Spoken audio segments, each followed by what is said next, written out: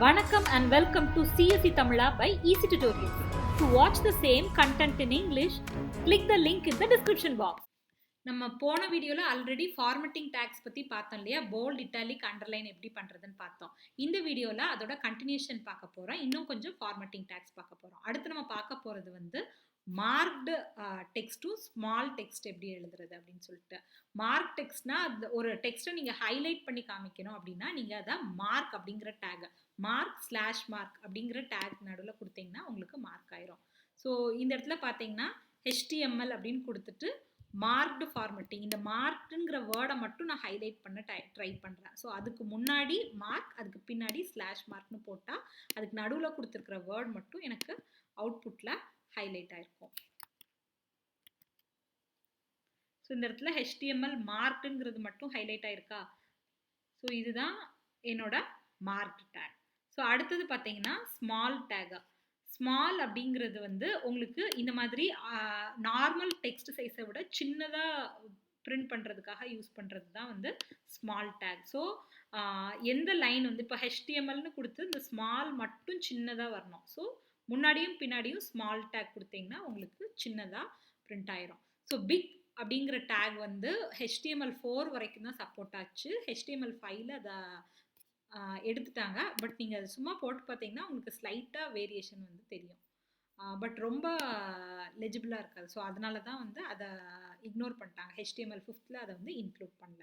So small டேக்னா என்ன? Mark take. Small டேக்னா சின்னதாக இருக்கும், அதுக்கு ஸ்மால் அப்படிங்கிற டேகு. மார்க்னா ஹைலைட் பண்ணுறதுக்கு. ஸோ டிஃபால்ட்டாக உங்களுக்கு இந்த மாதிரி எல்லோ கலரில் நீங்கள் எந்த வேர்டை வந்து இந்த மார்க் டேகுக்கு நடுவில் கொடுக்குறீங்களோ அந்த வேர்டு வந்து ஹைலைட் ஆகும். ஸோ அடுத்தது டெலிட் பண்ணுறது. ஸோ டெலிட் அப்படிங்கிறது வந்து என்னென்னா ஸ்ட்ரைக் ஓவர் டெக்ஸ்ட். ஒரு டெக்ஸ்ட்டை எழுதி அதை கட் பண்ணணும் அப்படின்னு நீங்கள் நினச்சிங்கன்னா அதை டெலிட் டேகுக்கு நடுவில் கொடுக்கலாம். ஸோ இங்கே பார்த்தீங்கன்னா மை ஃபேவரட் கலர் இஸ் ப்ளூன்னு எழுதி அதை கட் பண்ணி ரெட். ஸோ சில நேரம் வந்து மீனிங்ஃபுல்லாக நம்ம வந்து ஒரு இதை எழுதி இது கிடையாது இது அப்படின்னு புரிய வைக்கிறதுக்காக நம்ம வந்து இந்த மாதிரி பண்ணுவோம் இல்லையா, பர்பஸ்ஃபுல்லாக. ஸோ அந்த மாதிரி நீங்கள் பண்ண நினச்சிங்க உங்கள் டெக்ஸ்ட் கண்டென்ட்லனா டெலிட் டேக் யூஸ் பண்ணிக்கலாம். ஸோ மை ஃபேவரட் கலர்ஸ்னு போட்டுட்டு டெலிட் டேகுக்கு நடுவில் ப்ளூன்னு எழுதியிருக்கிறேன். ஸோ அதனால டெலிட் ப்ளூ மட்டும் என்ன இருக்குது, ஸ்ட்ரைக் ஓவராக வந்திருக்கு. அதுக்கு அடுத்தது ரெட்டுங்கிறது அந்த டேகுக்கு வெளில எடுத்துருக்கிறேன், ஸ்ட்ரைக்கிங் ஸ்டாப் ஆயிடுச்சு. ஸோ இந்த மாதிரி பர்பஸ்ஃபுல்லாக ஏதாவது ஒரு கண்டென்ட்டை ஸ்ட்ரைக் ஓவர் பண்ணணும்னா நீங்கள் டெலிட் டேக் யூஸ் பண்ணிக்கலாம். ஸோ அடுத்தது வந்து இன்சர்ட் டேக். ஸோ ஏதாச்சும் ஒரு இதை வந்து ஹைலைட் பண்ணி புதுசாக நீங்கள் சேர்க்குறீங்க, இல்லைன்னா அதை வந்து அண்டர்லைன் பண்ணி காமிக்கணும் அப்படின்னு நினச்சிங்க அப்படின்னாலும் நீங்கள் இந்த இன்சர்ட் டேக் யூஸ் பண்ணிக்கலாம். ஸோ மை ஃபேவரட் கலரை வந்து இன்சர்ட் டேக் நடுவில் கொடுத்துருக்குறேன். ஸோ அதனால இந்த இடத்துல எனக்கு இந்த லைன் கிரியேட் ஆகுது. ஸோ அண்டர்லைன் டேக்னாலும் சரி, இந்த இன்சர்ட் டேக்னாலும் சரி, ஹைப்பர் லிங்கோட கன்ஃபியூஸ் ஆகக்கூடாது. ஸோ அண்டர்லைன் எப்பயுமே நீங்கள் வெப்பேஜில் யூஸ் பண்ணீங்கன்னா ரொம்ப தேவை, இந்த இடத்துல அண்டர்லைன் பண்ணாதான் நல்லா இருக்கும், அந்த மாதிரியான சினாரியோஸில் மட்டும் இந்த இன்சர்ட் டேக், அண்டர்லைன் டேக்ஸ்லாம் யூஸ் பண்ணிக்கோங்க. ஸோ அடுத்த டேக் என்னன்னு பார்த்தீங்கன்னா சூப்பர்ஸ்கிரிப்ட், சப்ஸ்கிரிப்டா.